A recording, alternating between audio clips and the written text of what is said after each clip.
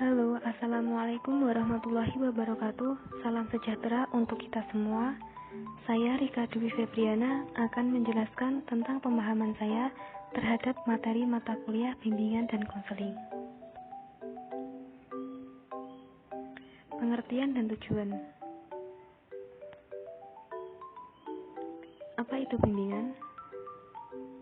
Bimbingan adalah proses pemberian bantuan yang dilakukan oleh seorang ahli kepada seorang individu, baik anak-anak, remaja, dan dewasa, agar orang yang dibimbing dapat mengembangkan kemampuan dirinya sendiri dan mandiri secara sinambung dengan memanfaatkan kekuatan individu dan sarana yang ada, serta dikembangkan berdasarkan norma-norma yang berlaku. Apa itu konseling? Konseling adalah suatu proses memberi bantuan yang dilakukan melalui wawancara konseling oleh konselor kepada individu yang sedang mengalami masalah yang bermuara pada teratasinya masalah yang dihadapi oleh klien serta perubahan perilaku yang positif. Tujuan bimbingan dan konseling ada dua. Yang pertama tujuan umum, yang kedua tujuan khusus.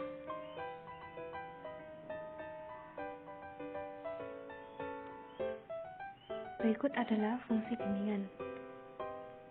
Yang pertama, fungsi pemahaman, yaitu fungsi untuk membantu siswa memahami diri dan lingkungannya. Dua, fungsi pencegahan, yaitu fungsi untuk membantu siswa mampu mencegah atau menghindarkan diri dari berbagai permasalahan yang dapat menghambat perkembangan dirinya. Tiga, fungsi pengentasan, yaitu fungsi untuk membantu siswa mengatasi masalah yang dialaminya. 4.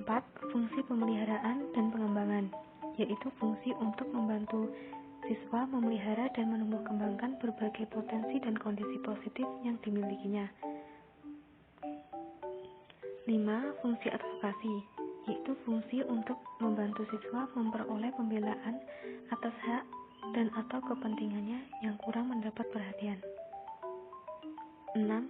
Fungsi adaptasi, yaitu fungsi untuk membantu para pelaksana pendidikan dalam mengadaptasikan program pendidikan pada kebutuhan siswa.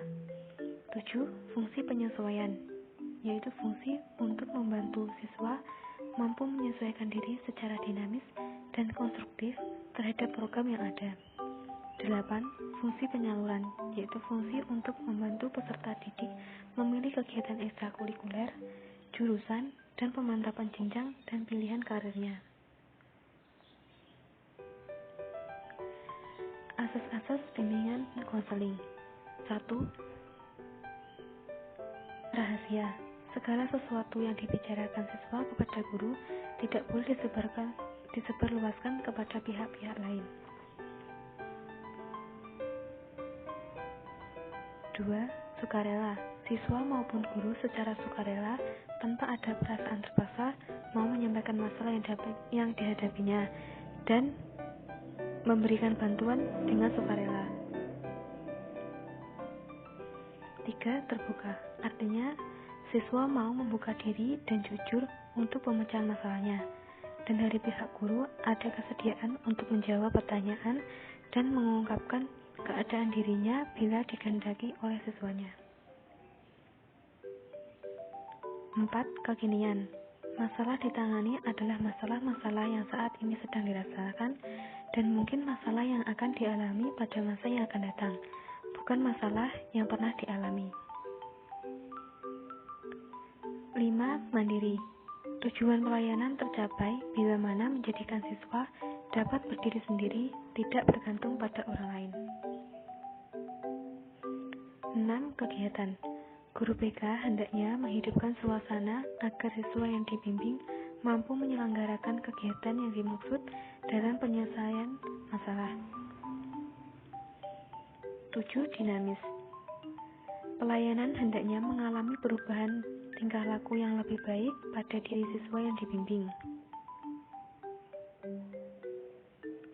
8. Terpadu. Layanan bimbingan dan konseling berupaya memadukan berbagai aspek yang ada pada siswa yang dibimbing. Jika tidak terpadu, akan menimbulkan masalah. 9. Normatif. Layanan bimbingan dan konseling hendaknya sesuai norma-norma yang berlaku. 10. Ahli. Layanan bimbingan dan konseling merupakan pekerjaan yang diselenggarakan oleh orang ahli yang khusus dididik untuk melaksanakan pekerjaan itu. Hal ini berpengaruh pada kualifikasi dan pengalaman guru BK. 11. Alih tangan kasus. Guru BK sudah berusaha semampunya dan masalah siswa yang dibimbing berada di luar wewenang, maka guru BK wajib mengalih tangankan kepada pihak yang berwenang dan atas persetujuan siswa yang dibimbing. 12. Tuturi Handayani. Layanan ini diharapkan tidak hanya dirasakan keberadaannya oleh siswa pada saat mengalami masalah tersebut atau saat menghadap guru BK saja, namun juga dapat dirasakan keberadaannya di luar hubungan kerja bimbingan dan konseling.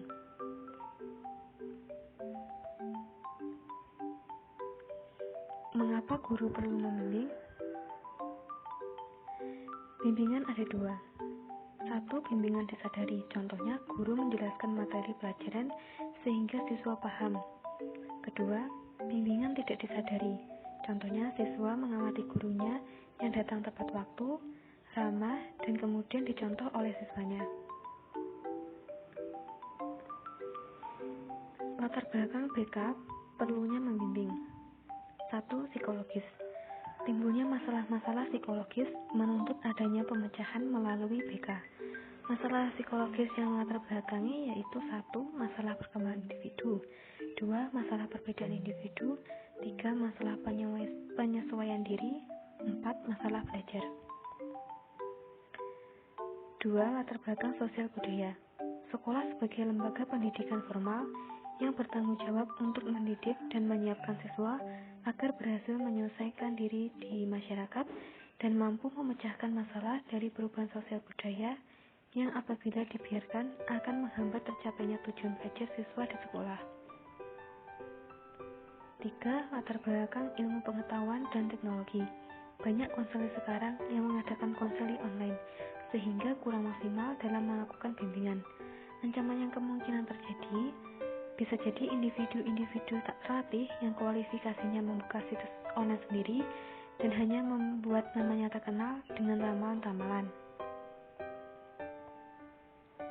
4. Latar belakang pedagogis. Tujuan dari pendidikan adalah perkembangan kepribadian secara optimal dari setiap siswa sebagai pribadi. Maka setiap kegiatan pendidikan diarahkan kepada tercapainya pribadi-pribadi yang berkembang optimal sesuai potensi masing-masing.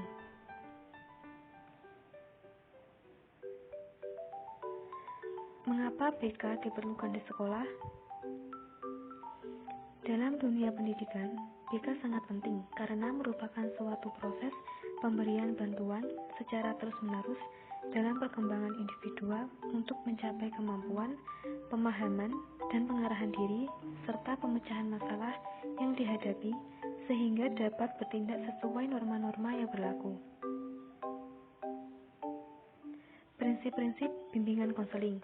1. Prinsip umum meliputi harus berpusat pada siswa yang dibimbing, dimulai dengan kebutuhan-kebutuhan yang dirasakan oleh siswa yang dibimbing, harus fleksibel, tingkah laku dan sikap siswa terbentuk dari berbagai aspek yang unik, dapat memahami perbedaan siswa yang dibimbing, masalah yang tidak dapat diselesaikan di sekolah harus diserahkan ke pihak yang berwenang, program bimbingan harus dipimpin oleh petugas yang memiliki keahlian bimbingan, mengadakan penilaian yang teratur terhadap program bimbingan. Prinsip kedua, prinsip khusus, meliputi prinsip yang berkenaan dengan sasaran layanan, prinsip yang berkenaan dengan permasalahan individu, prinsip yang berkenaan dengan program layanan, prinsip yang berkenaan dengan pelaksanaan pelayanan. Prinsip ketiga, implementasi. Bimbingan dan konseling dapat tercapai dengan baik apabila semua pihak ikut terlibat sesuai peran dan tugasnya. Pentingkah guru mata pelajaran mempelajari asas dan prinsip BK? Guru mata pelajaran sebagai personel pelaksana bimbingan dan konseling yang optimal dan tidak dapat diwakilkan. Oleh karena itu, penting bagi guru mata pelajaran untuk memahami asas-asas dan prinsip bimbingan. dapat melaksanakan tugas dan perannya dengan baik. Apabila asas dan prinsip itu diikuti dan terselenggara dengan baik, dapat diharapkan proses pelayanan mengarah pada pencapaian tujuan yang diharapkan. Sebaliknya, apabila asas dan prinsip itu diabaikan, sangat dikhawatirkan kegiatan yang terlaksana itu akan berlawanan dengan tujuan bimbingan dan konseling, bahkan akan dapat merugikan orang-orang yang terlibat di dalam pelayanan.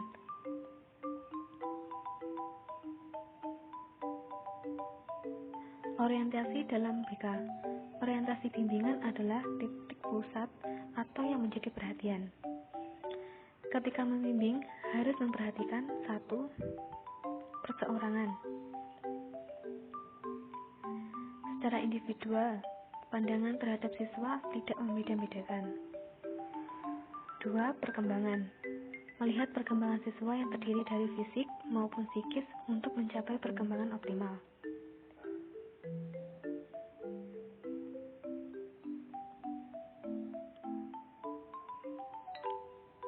3. Permasalahan. Ketika siswa mengalami permasalahan, guru harus membantu karena hal tersebut dapat menghambat perkembangan belajar siswa. Urgensi dan kedudukan BK di sekolah. Kedudukan BK dalam pendidikan.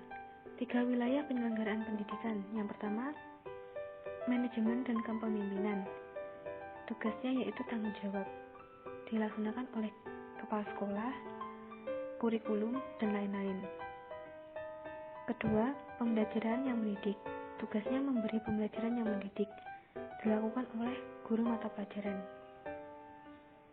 3. BK yang memandirikan. Tugasnya melaksanakan memandirikan siswa. Tugasnya yaitu ditugaskan oleh guru BK. Kedudukan BK di sekolah. 1. Kegiatan pendidikan yang baik dan benar. 2. Ketiga wilayah penyelenggaraan memiliki arah yang sama. 3. Pada program BK, siswa dapat kesempatan untuk mengembangkan kompetensi dan kemampuan. 4. BK dapat mempertemukan antara kemampuan individu dengan cita-citanya. Keunikan dan keterkaitan tugas guru dan konselor. Yang pertama, dari wilayah gerak dan tujuan umum. Guru dan konselor sama-sama bergerak di wilayah pendidikan formal, sama-sama memiliki tujuan sama, mencapai tujuan pendidikan nasional. Kedua, konteks tugas. Guru, tugasnya pembelajaran mendidik. Konselor, tugasnya memberikan layanan memandirikan. 3. Target intervensi. Guru membantu dalam proses pembelajaran secara praktikal, sedangkan konselor membantu secara individual. Keempat, ekspektasi kinerja. Guru menggunakan SKL, jadi hasilnya bisa dilihat secara langsung melalui ujian, kuis, sedangkan konselor bersifat ipsatif. Tidak bisa diangkakan. Untuk melihat keberhasilan seorang konselor, dapat dilihat dari kemandirian siswa dalam mengambil keputusan. Sekian dari saya, apabila ada kurangnya, saya mohon maaf. Wassalamualaikum warahmatullahi wabarakatuh.